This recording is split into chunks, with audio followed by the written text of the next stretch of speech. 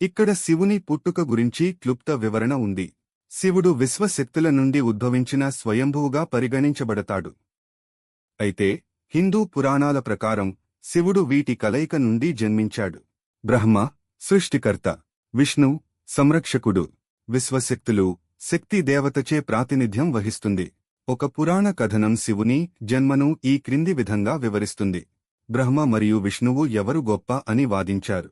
వివాదాన్ని శాంతింపజేస్తూ శివుడు ఒక మండుతున్న కాంతి స్తంభంగా ఉద్భవించాడు. బ్రహ్మ మరియు విష్ణువు శివుని ఆధిపత్యాన్ని గుర్తించి అతనిని పూజించారు.